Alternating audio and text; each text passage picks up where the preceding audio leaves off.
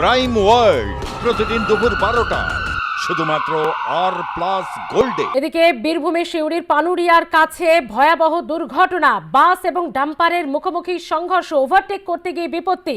প্রশান্ত দাস আরো বিস্তারিত জানাবে, আমাদের সঙ্গে রয়েছে টেলিফোনে আমাদের প্রতিনিধি প্রশান্ত। বাসের অবস্থা দেখে বোঝা যাচ্ছে যাত্রীবাহী বাস, তার এই অবস্থা হয়ে থাকলে এই দুর্ঘটনা কতটা ভয়াবহ আকারে নিয়েছিল যখন দুর্ঘটনাটি ঘটে, ঠিক কি পরিস্থিতি এখন তাহলে? এখন পরিস্থিতি একেবারে কিছুটা হলেও নিয়ন্ত্রণে রয়েছে। তার কারণ হচ্ছে তোমার যে ভয়াবহ দুর্ঘটনা ঘটেছে তাতে কিন্তু সেরকম ধরনের কিছু ঘটনা এখনো পর্যন্ত ঘটেনি। যার ফলে এই দুর্ঘটনায় আহত হলেও মৃত্যুর খবর কিন্তু এখন পর্যন্ত নেই।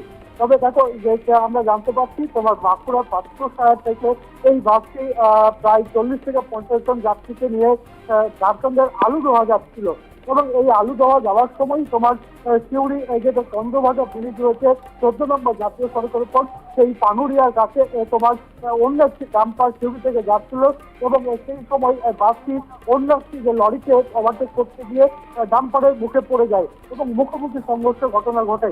এবং এই ভয়াবহ সংঘর্ষের ঘটনা ঘটলে তোমার স্থানীয় মানুষরা ছুটে আসে এবং শিউরি থানার পুলিশকে খবর দেওয়া হয় এবং শিউরি থানার পুলিশ স্থানীয় মানুষরা এই আহতদেরকে উদ্ধার করে শিউরি সুপার স্পেশালিটি হাসপাতালে নিয়ে যাওয়া হয় এবং সেখানে এই মুহূর্তে 30 জন তারা চিকিৎসাধীন রয়েছে।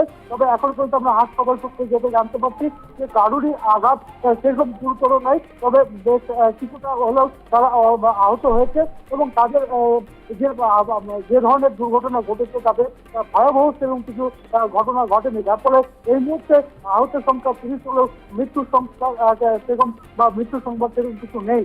তবে পরিস্থিতি বেশ জটিল হয়ে পড়ে, তোমার 14 নম্বর জাতীয় সড়ক অবরোধ হয়ে পড়ে।